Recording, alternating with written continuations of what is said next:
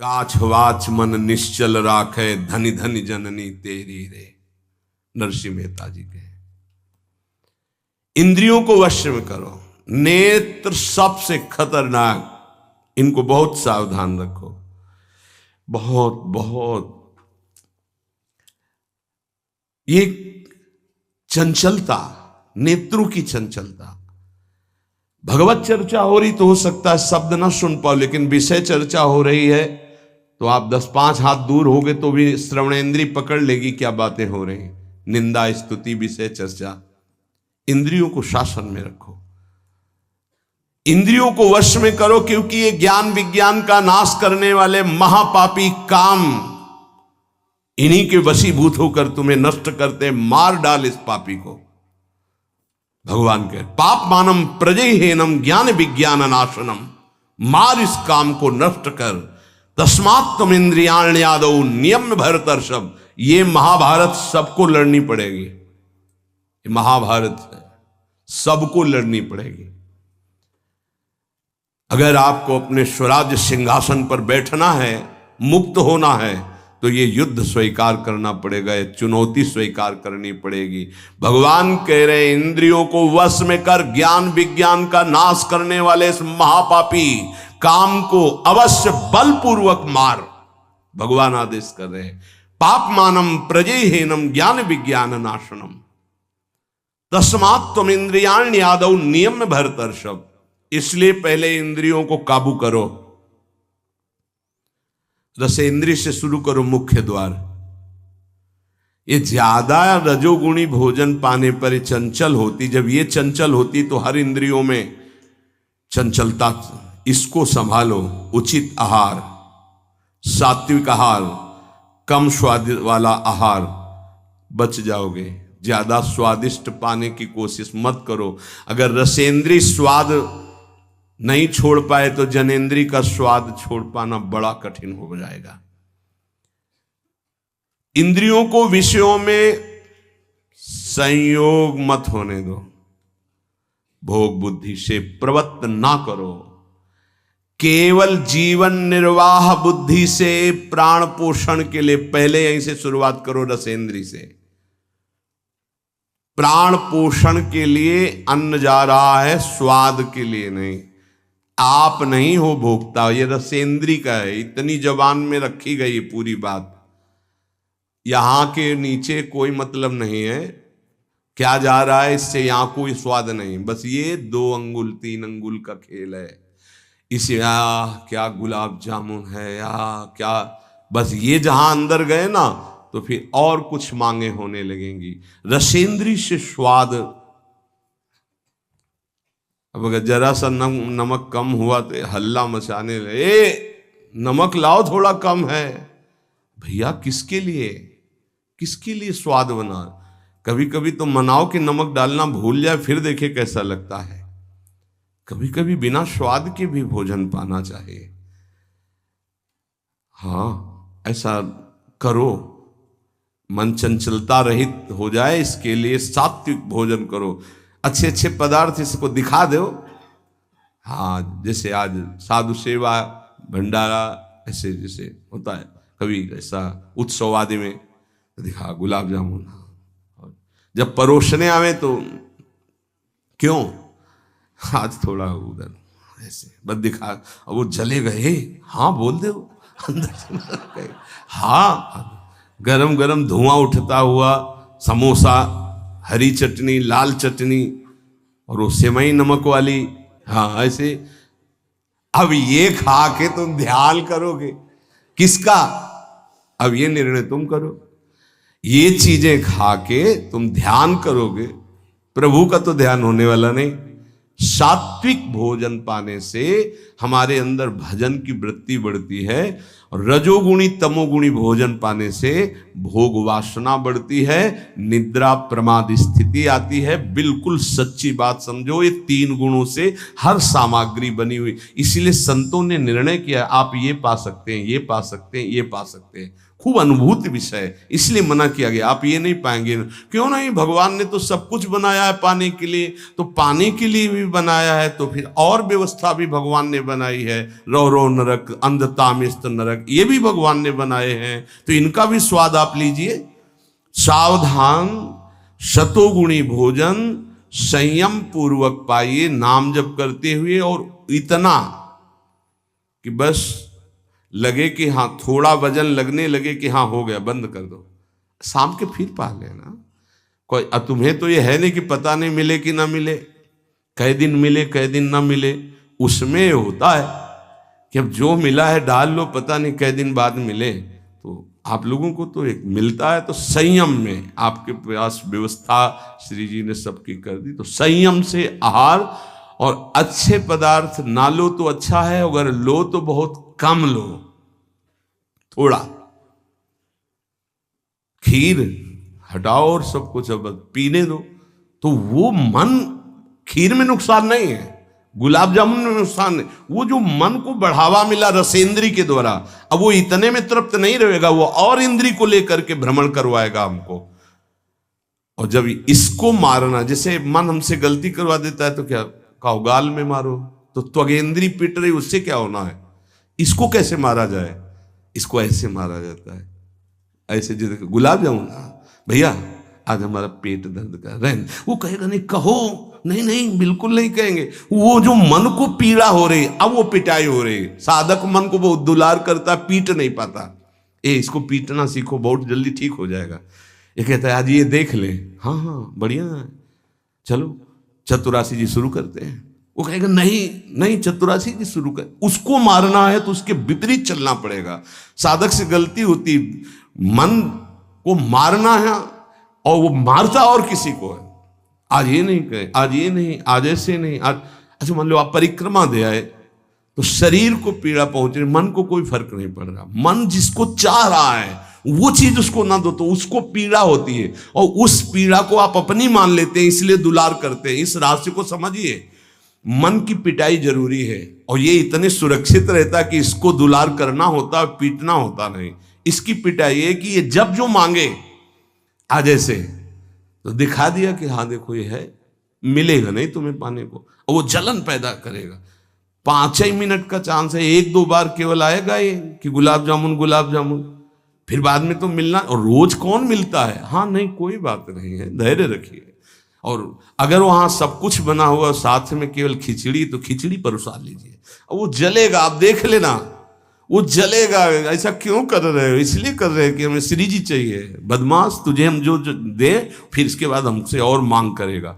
संतों ने इसको ऐसे वश में किया है। बहुत कठिन, बहुत कठिन है। अगर सामने से मिठाई प्रिय है और वो निकल जाए, आप परोसाओ ना, तो आप देख लो, कामा संजायते क्रोधा, भौं चढ़ जाएगी अपने आप से। कितनी बड़ी चूक हो रही है। परम पद फीका लगेगा, गुलाब जामुन मीठा लगेगा, ये बहुत बेईमान है। आप इस बात से समझ, मतलब सावधान रहें कि इसकी चाल में ना फंसे, इसकी पिटाई जरूर करनी है। मन कहां से पीटा जाता है, इसकी मांग को ना कर दो, बस इसकी पिटाई शुरू हो गई। ये कह रहा है ये चाहिए, उसके विपरीत नहीं। अब वो जलेगा, जलेगा, पवित्र हो जाएगा। और उसने मांगा, वो आपने दे दिया, अब वो और मांग रख देगा, वो आपको परेशान कर।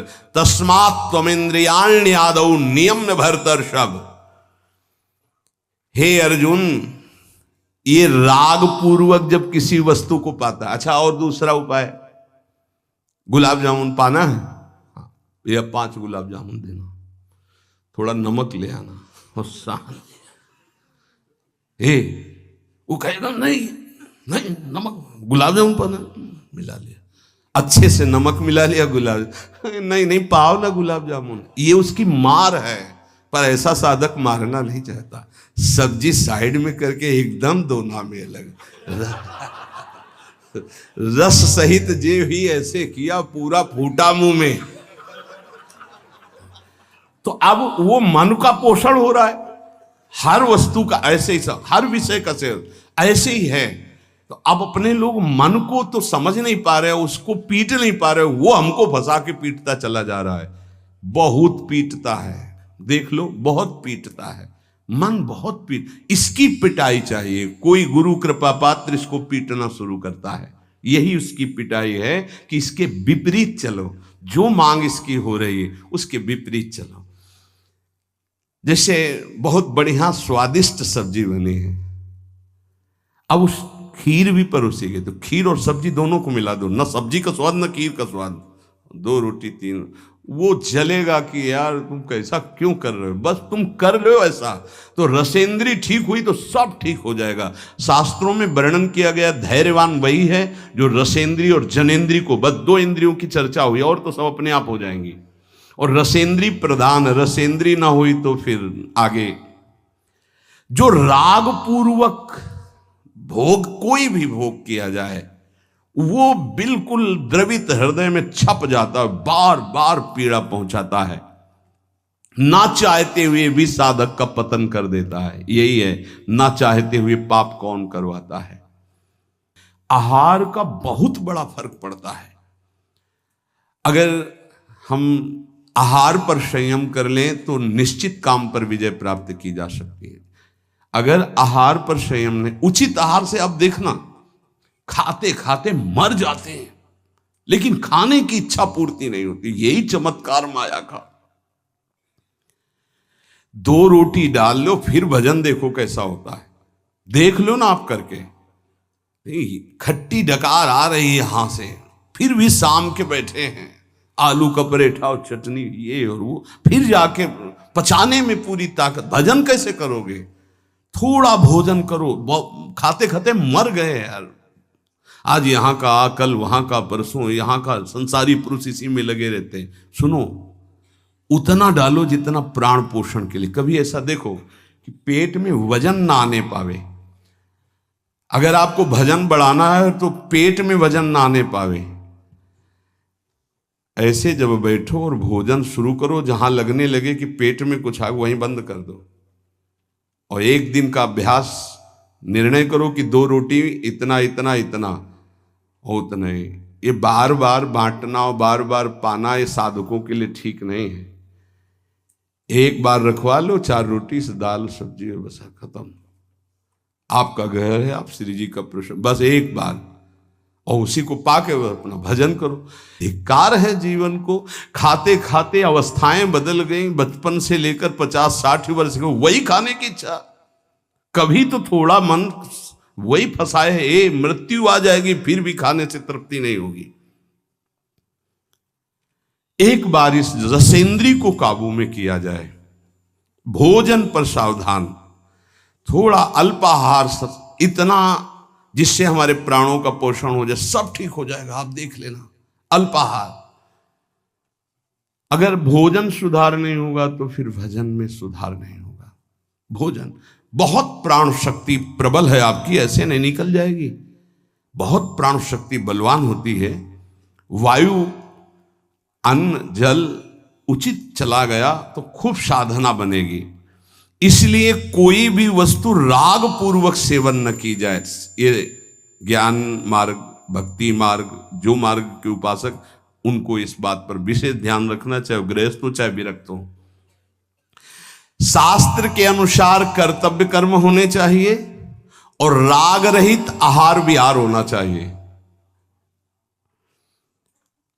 पूज्य श्री पंडित गया प्रसाद जी के शिष्य मास्टर बाबा, उनके पास जितने साधक रहते थे तो उनकी सब्जी में नमक नहीं, खीर में चीनी नहीं, ऐसे ही उल्टा सीधा बनता था। तो जानते हो कैसे साधक रहते थे?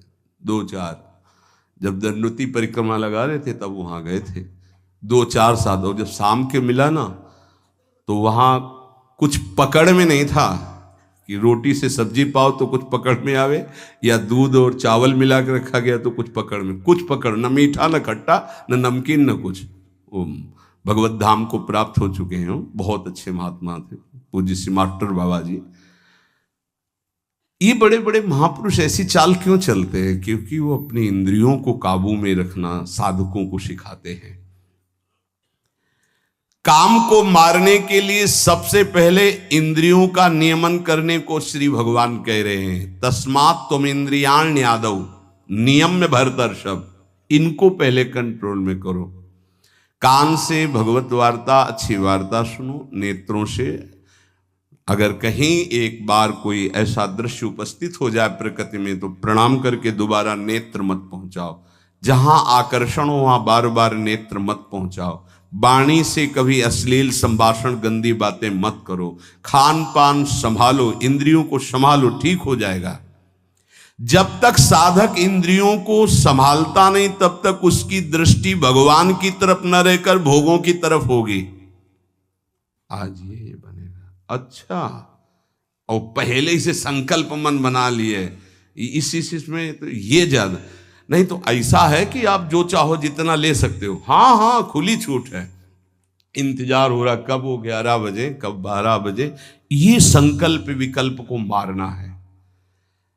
कभी कभी ऐसा कर लिया करो, ज्यादा मन तैयार हो गया ना कि आज तो उत्सव है, बहुत गोल कर दिया, आज उपवास करेंगे हम, तो सब मत करना, नहीं तो गड़बड़ हो जाएगा।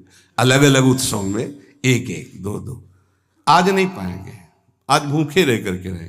फिर आप देखो जो आपको मन जलन पहुंचाएगा वही मन को अधीन करने के बिना इसके अधीन नहीं होने वाला। ये भी बात समझ लीजिए, यहीं से अधीन किया जाता है।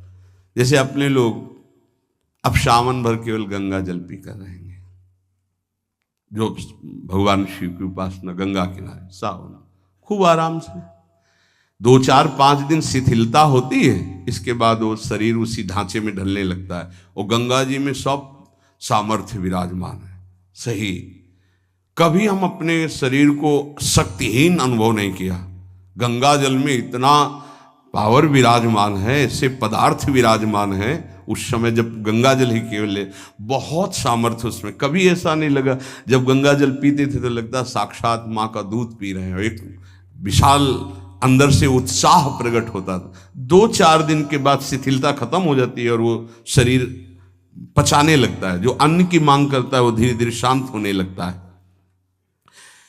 मनुष्य की प्रवृत्ति इंद्रियों की मांग को पूरी करने में है। आज तो घर में नहीं, आज चलते हैं होटल में खाएंगे, यहाँ के नहीं, गाड़ी में बैठे आज छठी करा वाले होटल, ये क्या है आज वहां, ये है क्या? अरे बोले जिंदगी का यही तो लाभ है। तो भैया ये जिंदगी का लाभ नहीं है, ये जिंदगी के लाभ को नष्ट करने वाली हानि है। शतोगुणी सात्विक भोजन बना के भगवान को अर्पित करके प्राणों का पोषण करो। वहां जा करके कौन किस भाव से बना रहा है, कैसी अपवित्रता या पवित्रता है, बहुत सावधान।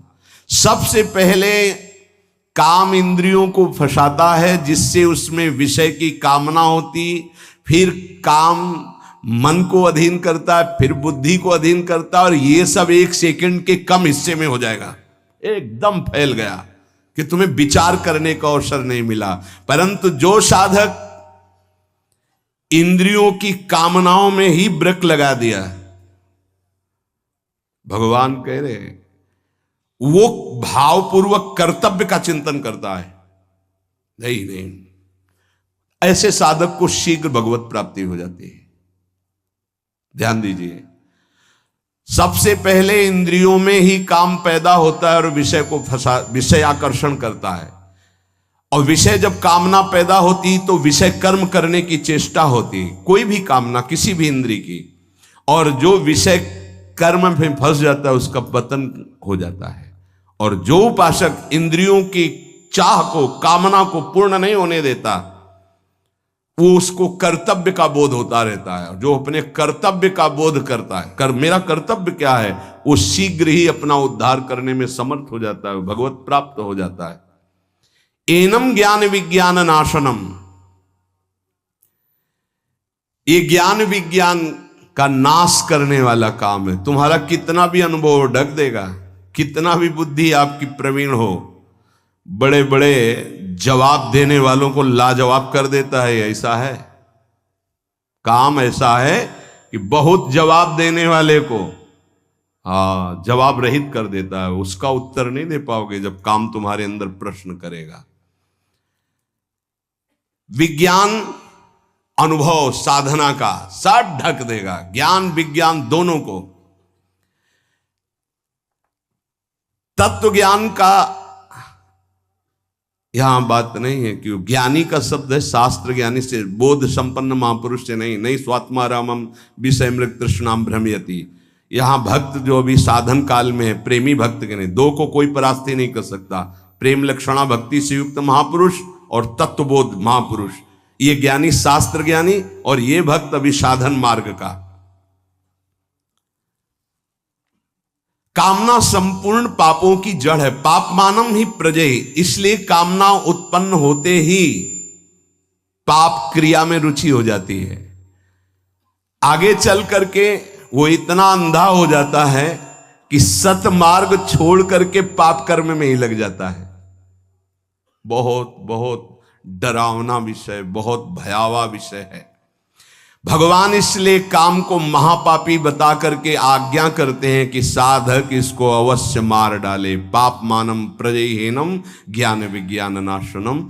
तो जो आदेश कर रहे हैं वही सामर्थ्य देंगे, इसलिए इन्हीं की शरण में होके इनका नाम जप करो और इंद्रियों की चाह के विपरीत चलो तो मंगल हो जाएगा।